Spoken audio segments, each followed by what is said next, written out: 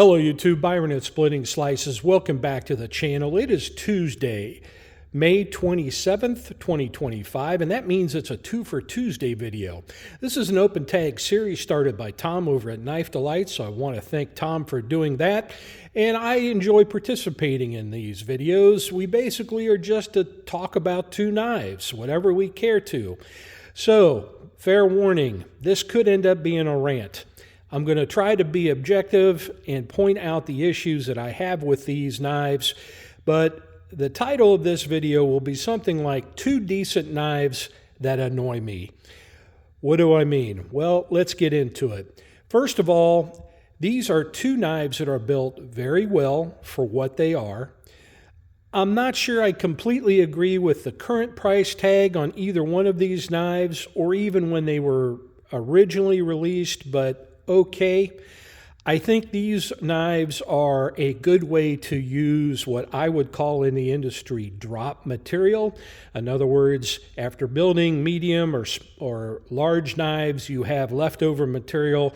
These are products that you can get out of, let's not call it scrap, but let's call it drop material. And while that's fine, I think the thing that really bothers me the most on these is that I'm an old man with a little bit of arthritis, with larger hands, and for me to try to use and manipulate these knives just is tough. So, with that said, let's get into it. Two high-quality built knives here, folks.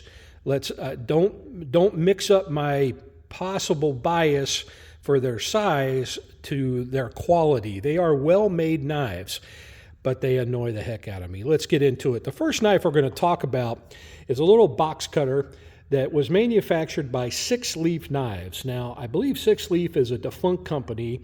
They may have been a sub-brand of Tucson. I'm not positive on that, but I do know the company is defunct. The only place I believe you can get these knives now are off an eBay store that is basically trying to clearance out their items. And occasionally you can find one or two on a site like Discount Cutlery, or one or two maybe hanging out at White Mountain Knives, but it's a defunct company or brand. So with that said, let's not spend a whole lot of time on this. This knife is called the Sixleaf SL-13. Now, it's a little tiny Wharncliffe box cutter that is a front flipper.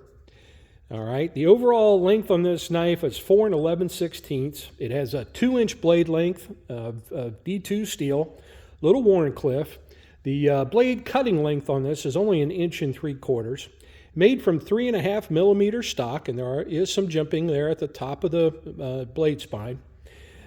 It weighs about 2.3 ounces or 65 grams. As I said, this is a G10 handled knife. It is a stainless steel liner lock, and it has very good lockup, probably about 40% on its lockup. Has a nice, easy to access liner lock that is jimped.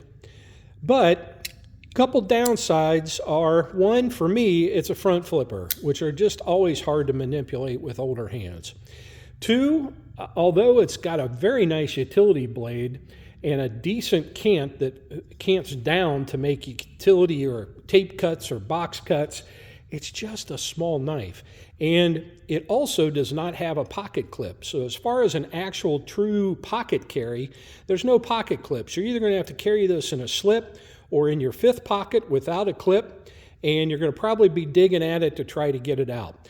The other objection I've got on it is, for being a fifth pocket carry or something without a pocket clip, there's no lanyard loop. You'd have to tie it around the end of the standoff, which maybe is what they had in mind there. So you could work a lanyard, I guess, through the standoff, but there is no lanyard loop, and the knife did not come with a lanyard. So I don't know. It's just a difficult knife for me to grip. I only have about a 2-finger grip, maybe 3, I guess, if I can use a little bit of that, kind of a half and half on that back edge. I can cut boxes with it. It's got a nice sharp blade. It's built well. It's just difficult for me to manipulate. Now, this was designed by Rattlesnake Designs. It is on KVT ceramic bearings, so it has good action. It's just, for me, a little too small to to manipulate easily without dropping the thing. Although it does have a nice thicker handle to grip it. Yeah, a decent box cutter if you've got small to medium sized hands, but for older guys with arthritis, larger hands, just not the best knife out there. That is the Sixleaf SL13 box cutter. Now let's get into the second one briefly.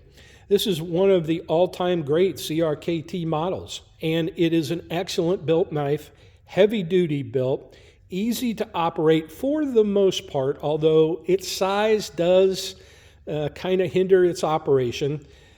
You can thumb flick it out. It is a thumb stud frame lock knife. This is the CKRT Squid. Now this knife is made in about 8 to 10 different configurations. It's now made in 3 different sizes.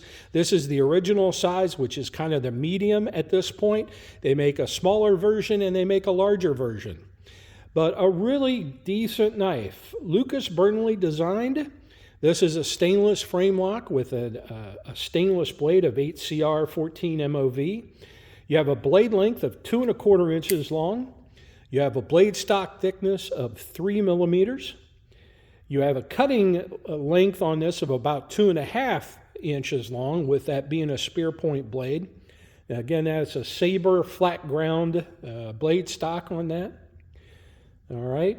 You have about a 3-inch inner grip on the handle. I can get 3 fingers on it, and so I can get a decent grip on it. And there is a little jimping on the blade and the back of the spine. So a decent grip for being a 5th pocket carry or a box cutting knife. And it does have a lanyard loop separate from the screws or hardware of it. So it has a place that you could put a little extra lanyard on it to get a little bit better grip to get it in and out of your pocket. Weighs 3.8 ounces. And right now, this style of knife retails for about $37 at different places, though the smallers are a little cheaper, the biggers are a little more. But a decent overall knife, built extremely well, has been an extremely successful model for the brand. It's just a little small. And although it's very easy to operate the liner lock, and the fact that it does have a pocket clip that you can use to help grip the knife when you go to open it, it just is a little difficult with the angles for larger hands to operate this knife.